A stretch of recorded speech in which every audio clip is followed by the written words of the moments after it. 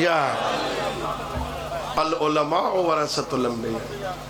مولا امیر فرماتے ہیں العلم وراثۃ کریمہ، علم بہترین وراثت. مال کیا ہوتا ہے؟ مال دنیا کی حیثیت کیا ہے؟ میں نے ایک جگہ پہ پڑھا اگر اللہ کی نظر میں مال دنیا کی مچھر کے پر کے برابر بھی کوئی حیثیت ہوتی نا، اللہ اپنے دشمن کو نہ دیتا. مال کی کوئی حیثیت، مال دنیا کی کوئی حیثیت نہیں. علم، علم اصل وراثت، بہترین وراثت علم ہے. ان خیر ما، مولا علی فرمانے ان خیر ما ورث الآباء ابناءہم الادب والمراد منہ العلم. والدین اپنی اولاد کے لیے بہترین وراثت جو چھوڑتے ہیں نا، امیر فرما رہے بہترین وراثت اپنی اولاد کے لیے یہ ہے کہ انہیں علم کا وارث بناؤ. مال تو ختم ہو جائے گا، علم ختم نہیں ہوتا. مال چوری ہو جاتا، علم چوری نہیں ہوتا. مال فرعونوں کی وراثت، علم انبیاء کی وراثت. علم، علم بہترین. العلم مصباح العقل، علم عقل کے لیے بھی چراغ ہے، عقل کی رہنمائی. علم بندے کے درجات کو بلند کرے. یرفع اللہ الذین آمنوا منکم والذین اوتوا العلم درجات. اللہ صاحبان ایمان اور صاحبان علم کو بلند درجے عطا کرتا ہے. دنیا والے کچھ کہیں یا نہ کہیں، دنیا والوں کے ہاں درجات بلند ہونا کوئی معیار نہیں. دنیا والے تو دنیا والوں کو درجات دیں گے نا. یہ پتلی ایم پی اے بن گیا، بڑا درجہ آ گیا. یہ ایم این اے بن گیا، بڑا درجہ آ گیا. یہ وزیر بن گیا، اس سے اوپر چلا گیا. یہ درجے کچھ نہیں، اصل درجے تو وہ ہیں جو اس کی نظر میں ہو. اور وہ صاحبان ایمان کو درجات دیتے، صاحبان علم کو بلند درجے عطا کرتا ہے. کتنے بلند درجے عطا کرتا ہے؟ انہیں نبیوں کا وارث قرار دیتا. اللہ، علم بہت بڑی نعمت. اور خدا شاہد ہے قبلہ جو وراثت چھوڑ گئے ہیں نا، وہ سوائے علم کے اور کچھ نہیں. اللہ اکبر. بہترین وراثت اپنے بعد کتابوں کی شکل میں بہترین وراثت چھوڑ.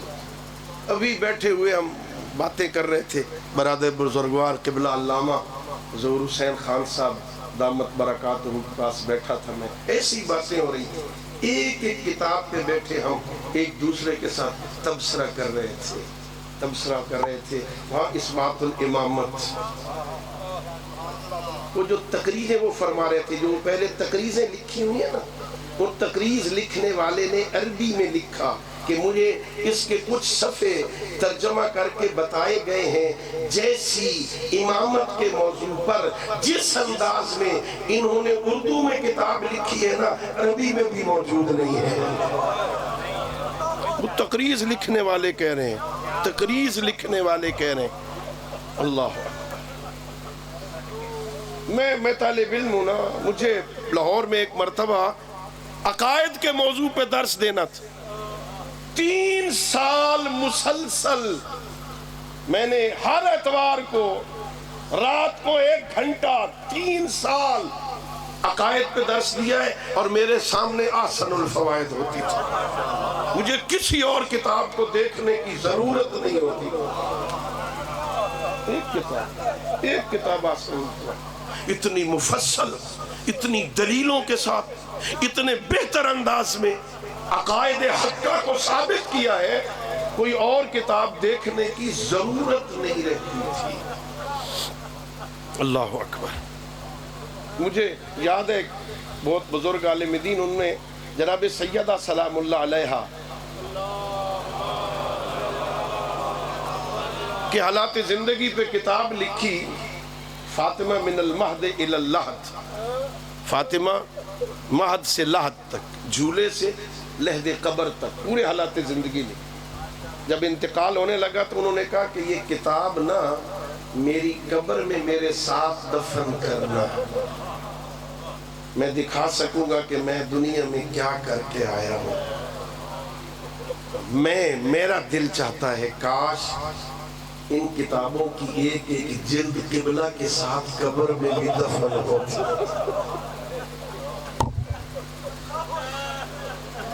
روایت جب کسی کا انتقال ہوتا ہے نا، لوگ جو دنیا دار ہوتے ہیں نا وہ ایک دوسرے سے پوچھتے ہیں یہ کیا چھوڑ کے گیا ہے۔ لکھنے والے لکھتے ہیں اتنے بیٹے، اتنی بیٹیاں، اتنی جائیداد، اتنی دنیا یہ چھوڑ کے گیا ہے۔ دنیا والے پوچھتے ہیں یہ کیا چھوڑ کے گیا ہے۔ وہ جو فرشتے لینے کے لیے آتے ہیں نا وہ ایک دوسرے سے پوچھتے ہیں یہ ساتھ کیا لایا ہے۔ اور جب ان سے پوچھا جائے قبر میں بتا تو صحیح ساتھ کیا لائے ہو، تو وہ کہتا میں اس بات اور امامت لایا ہوں، میں احسن الفرائض لایا ہوں، میں اللہ کی توحید ثابت کرتا رہا، میں علی کی امامت ثابت کرتا رہا۔ یہ لے جاتے۔ اللہ اکبر۔ یہ کیا خیال ہے مولانا قبلہ رحمت اللہ علیہ کے ساتھ دشمنی کس بنیاد پہ دشمنی؟ کوئی زمینیں سانچی تھی، کوئی بننے رلدے ہیں، کیا مسئلہ تھا؟ سوائے اس کے یہ کہتے تھے خدا کے علاوہ کوئی لائق ہے عبادت۔ کیا جرم تھا، کیا جرم تھا؟ سوائے اس کے کہ اللہ کی توحید سناتے تھے نا۔ لوگوں وسیلے کو وسیلہ سمجھو، ہدف کو ہدف سمجھو۔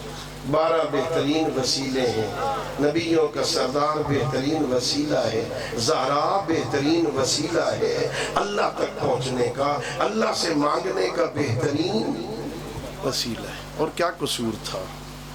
اللہ اکبر۔ اور پھر ظاہر ہے میں کہوں گا قبلہ آپ نے بڑے دکھ اٹھائے ہیں، بہت دکھ اٹھائے۔ ہاں کوئی میرے دوست بتا رہے تھے کہ ایک ڈاکٹر، کوئی اچھا نفسیات کا ماہر ڈاکٹر، اس کی قبلہ سے ملاقات ہوئی تو اس نے تبصرہ کیا کہ اس بندے کا کوئی جگر اتنا بڑا ہے۔ اس نے تبصرہ کیا، ان کی باتیں سن کے ان سے متاثر ہو کے کہا اس کا جگر کوئی پتہ نہیں کتنا بڑا ہے، اتنی باتیں، اتنی دشمنیاں، اتنی مخالفتیں، اتنی گالیاں سن کے بھی اپنے ہدف سے پیچھے نہیں ہٹتا۔ اس کا مطلب ہے اس کے پاس محکم دلیل رکھتا ہے اپنے عقیدے پر۔ اللہ اکبر، یا رسول اللہ، یا اللہم صلی علی محمد وعلی محمد۔ اور اس قبلہ کی ایک مظلومیت یہ تھی کہ قبلہ کو گالیاں وہ دیتے تھے جنہوں نے دیکھا بھی نہیں تھا، جنہوں نے قبلہ کو پڑھا بھی نہیں تھا، جنہوں نے قبلہ کو سنا بھی نہیں تھا نا، وہ برا بھلا کہتے۔ میں ایک دفعہ جلسے پہ آیا، میرے ساتھ میرا ایک دوست بھی تھا لاہور سے، میں نے کہا چلو، میں نے بتایا نہیں اسے کہ سرگودھا کس جلسے پہ جانا ہے، میں نے کہا ایک مجلس پڑھنی ہے، چلو میرے ساتھ چلو۔ وہ آیا یہاں جلسے میں، قبلہ ادھر اس کمرے میں کسی میں بیٹھے تھے، ہم گئے، پہلے ملے، میں نے نماز پڑھنی تھی، میں نماز پڑھنے چلا گیا، نماز پڑھ کے جب واپس آیا نا تو مجھے بلا لیا گیا کہ آپ کے خطاب کا ٹائم ہے بھی، آ جاؤ، کوئی 10-15-20 منٹ لوگوں کے ضائع کر لو۔ میں آ گئے یہاں مجلس پڑھنے کے لیے، ختم ہوا، میں نے کہا جی چلتے ہیں۔ وہ کہتا نہیں تھوڑی دیر یہاں اور بیٹھ۔ میں نے کہا ٹائم ہو گیا، لاہور جانا ہے، دیر ہو جائے گی، چلیں۔ خیر وہ اٹھا، ہم نے بھی قبلہ کو سلام کیا، دست بوسی کی، چلے گئے۔ راستے میں مجھے کہتا یار ادھر سرگودھا میں ایک ڈھکو صاحب ہوتے ہیں۔ پھر کہ میں بس ایسی میں اول فول کہنے لگا، میں نے کہا جانتے نہیں ہو تم ان کو؟ کہا نہیں، میں جاننا بھی نہیں چاہتا، لیکن جانے سے پہلے مجھے گاڑی میں بیٹھ گئے، یار بڑے کوئی عالم دین تھے، دنیا آ رہی تھی، مسئلے پوچھ رہے تھے، فوراً بتا رہے تھے، ہاں سوچنے کا بھی موقع نہ، فوراً جواب دیتے تھے۔ میں نے کہا 1.5 گھنٹہ جس کے پاس بیٹھے رہے وہی تو ڈھکو تھا، جس کی پہلے تعریفیں کر رہے تھے وہی تو۔ دشمنی کیا تھی، کیا تھی؟ سوائے اس کے کہ وہ لوگوں کو حق بتاتے تھے۔ لیکن میں کہوں گا قبلہ دشمنی کی لوگوں نے آپ کی عدم موجودگی میں۔ کسی مائی کے لال میں جرت نہیں تھی کہ منہ پہ آ کے اعتراض کر سکے تھے۔ عدم موجودگی میں اپنے میدان میں اپنی جگہ پہ دشمنی کی، گالیاں دیں، اول فول بکی، اپنا نامہ اعمال خراب کیا۔ قبلہ آپ کو پتھر کسی نے نہیں مارا۔ دین کی تبلیغ کے ایسے ایسے علماء بھی اس منزل سے گزرے ہیں نا، جنہیں 2 اونٹوں پہ بٹھا کے زندہ چیر دیا گیا۔ اللہ اکبر نا، کیا قصور تھا ان کا سوائے حق کی بات پہنچانے کے؟ اور کیا قصور تھا؟ اور کمال ہے، لکھا ہے علماء نے نا، جب 2 اونٹوں پہ باندھا گیا نا اور اب اعلان ہونا تھا کہ اونٹوں کو جدا کر دیا جائے، انہوں نے ٹھیکری مانگی، وہ پڑھیے ذرا مجھے اٹھا کے دو۔ اس پہ لکھا رب انی مغلوب فانتصر، میرا اللہ میں مغلوب ہوں میری مدد کر۔ اس کو ہوا میں اچھالا، واپس آئی نا وہ ٹھیکری، تو اس کی دوسری طرف لکھا تھا ان کنت عبدی فاستبر، میرا بندہ ہے تو صبر کر۔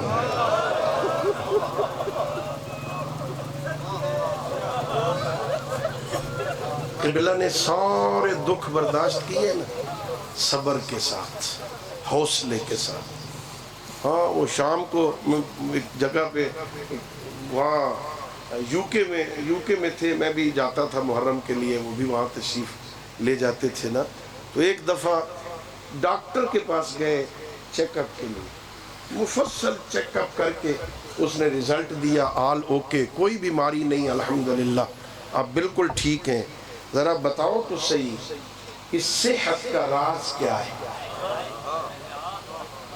قبلہ نے اسے ایک جملہ کہا تھا، جب میں رات کو سونے لگتا ہوں نا تو میں یہ کہہ کے خدا سے سوتا ہوں، میرا اللہ آج سارا دن میں جس نے میری غیبت کی ہے، میرے خلاف بولا ہے، تیری رضا کے لیے میں اسے معاف کروں۔ اللہ اکبر، اللہ اکبر۔ کہاں سے ڈھونڈو گے یہ ہستیاں، کہاں سے لاؤ گے یہ لوگ، بس سوائے اب رونے کے، سوائے دعائیں کرنے کے، سوائے فاتحہ پڑھنے کے، اور کیا کر سکتے ہیں؟ ہماری ذمہ داری محبت، علامہ صاحب سے محبت کا تقاضا یہ ہے کہ ان کے مشن کو زندہ رکھا جائے، ان کے کام کو زندہ رکھا جائے، جو وہ وراثت ہمیں دے گئے ہیں نا، اس وراثت کی حفاظت کی جائے، راستہ نہ بدلنا، راستہ نہ چھوڑنا، ان کے مشن کو زندہ رکھنا۔ شریعتی نے کہا تھا نا، آنہائی کے رفتاند کار حسینی کرداند و آنہائی کے باقیاند باید کار زینبی انجام دہند۔ وہ جو چلے گئے ہیں نا، انہوں نے وہ کام کیا ہے جو حسین ابن علی نے کیا تھا، جو بچ گئے ہو نا وہ کرو جو زینب نے کیا تھا۔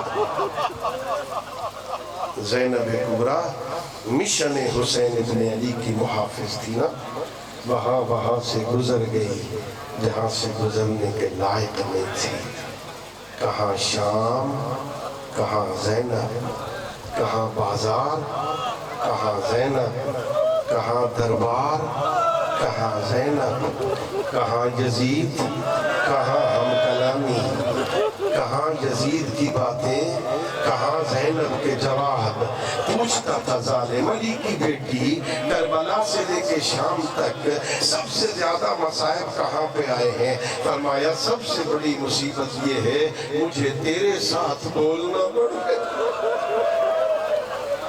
اللہ اکبر، تو پوچھ رہا ہے میں جواب دے رہی ہوں، تو میرے ساتھ بول رہا ہے۔